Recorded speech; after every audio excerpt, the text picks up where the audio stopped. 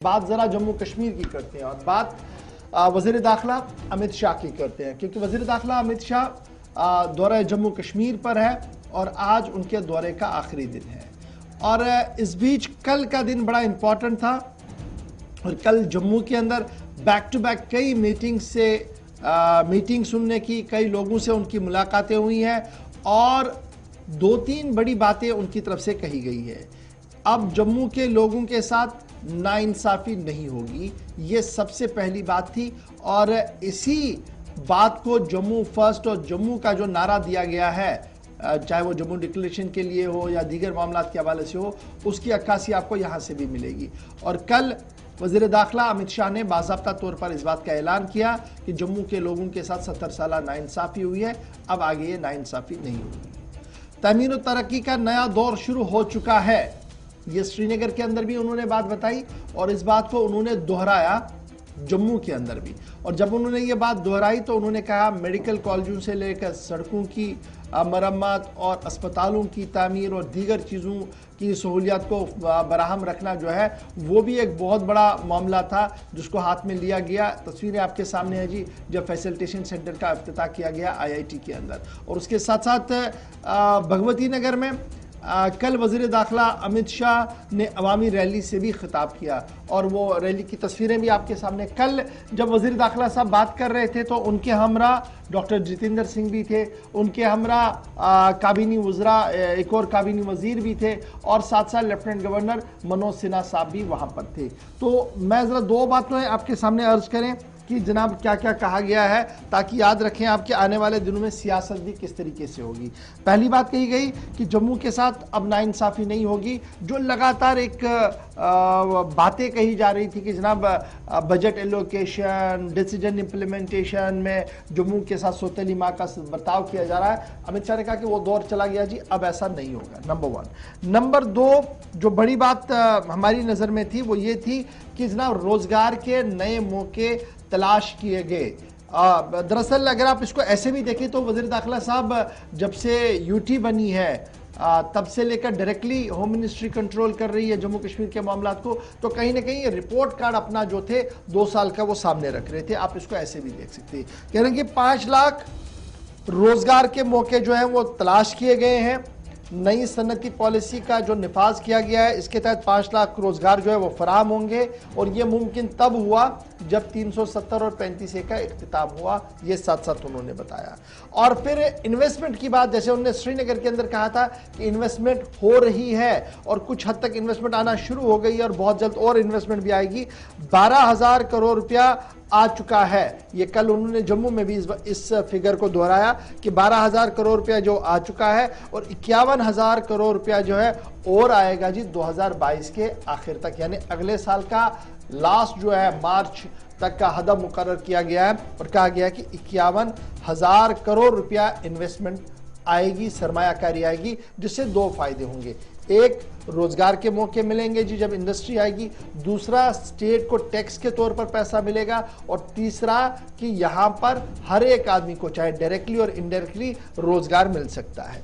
तीसरी बात ये तो दूसरी बात थी। और तीसरी बात, कल उन्होंने अपनी जब डेलीगेशन के साथ मुलाकात की तो उन्होंने पेशेंटली उनको सुना और सुनने के बाद ये कहा कि मोदी हुकूमत जो दिल्ली के अंदर है उन्होंने हर मुमकिन तहफ़्फ़ुज़ फराहम करने का वादा मुल्क के अंदर किया है और अक़लियतों को ख़ुसूसी तौर पर तहफ़्फ़ुज़ फराहम किया जाएगा। इस सिलसिले में सिक्योरिटी ग्रिड को मुतहरिक कर दिया गया है, ये वज़ीर दाखिला साहब कह रहे थे। लेकिन एक बड़ी बात जो मनोज सिन्हा साहब ने कही है और बड़ी इंपॉर्टेंट बात ये मुझे लगी कि जनाब अमन को मेंटेन किया जा रहा है और अमन खरीदा नहीं जा सकता है जी, अमन को कायम किया जा सकता है। और मनोज सिन्हा ने कहा कि हम अमन खरीदने के कायल नहीं हैं। अब आप जब इस बात को डिकोड करेंगे, मनोज सिन्हा साहब लेफ्टिनेंट गवर्नर है और पॉलिटिशियन रह चुके हैं, उनको पता है कि ये बयान जो आया है ये कितना इसके अंदर पोटेंशियल कितना है कि अमन को खरीदा नहीं जाएगा और अमन को खरीदा नहीं जाता है, अमन को कायम किया जाता है।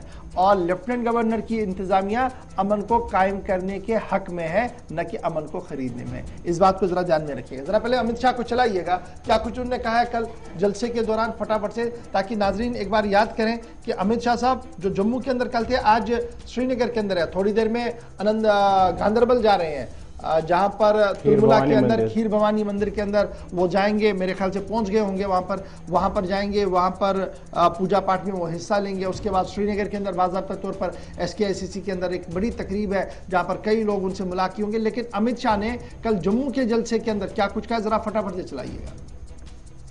मित्रों, आज मैं जम्मू में आया हूं, सबसे पहले ये कहने आया हूं कि जम्मू वालों के साथ अन्याय का समय समाप्त हो चुका है। अब कोई आपके साथ अन्याय नहीं कर सकता। सालों तक अन्याय झेला है आप, मगर कोई अब अन्याय नहीं कर सकता। विकास दोनों का साथ में होगा, कश्मीर का भी होगा, जम्मू का भी होगा। दोनों मिलकर भारत को आगे बढ़ाने के लिए एक साथ प्रयत्न करेंगे। किसी को अन्याय नहीं हो, इस प्रकार का शासन नहीं चले। और मैं आज इस भूमि पर जब आया हूं, तब मैं इतना जरूर कहना चाहता हूं कि यहां पर जो विकास का युग शुरू हो रहा है, विकास के युग में खलल पहुंचाने वाले खलल डाल रहे हैं, मगर मैं आप सबको विश्वास दिलाने आया हूं, विश्वास रखिएगा, विकास के युग में कोई खलल नहीं डाल पाएगा। जम्मू कश्मीर के विकास को कोई रोक नहीं पाएगा। मैं नाम लेना नहीं चाहता, ये 3 परिवार वाले जो शोषण करे हैं ना सालों तक आपका, करे या नहीं करे? अरे जोर से बोलो, करे या नहीं करे? ये मजाक उड़ाते थे।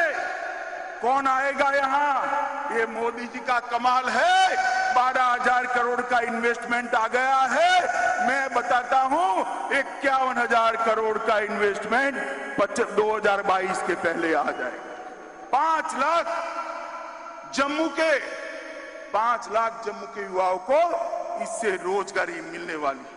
9 medical college, 15 nursing college, IIT, NIT, IIM, NIP, IIMC, 2 cancer institute, political college, polytechnic college, BSc nursing college, ढेर सारे इंस्टीट्यूशन यहां छापे बनाए गए हैं।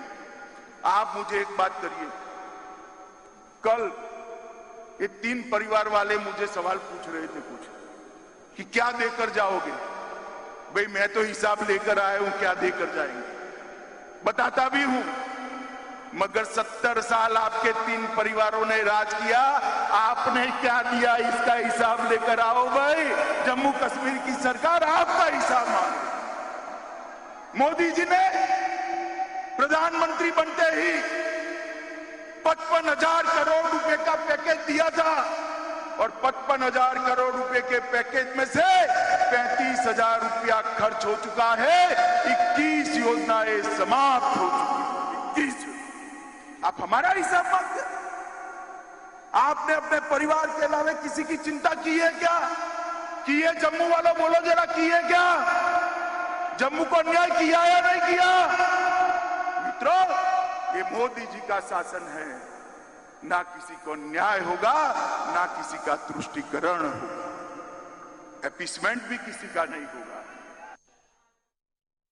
ये तो थी जनाब अमित शाह साहब की बात, और थोड़ी देर में वो अब पहुंचेंगे गांधरबल, जहां पर मुझे अभी इत्तलात मिल रही है कि अभी तक नहीं पहुंचेंगे। थोड़ी देर में वो पहुंचेंगे जहां पर वो खुसूसी पूजा पाठ में हिस्सा ले रहे हैं जी।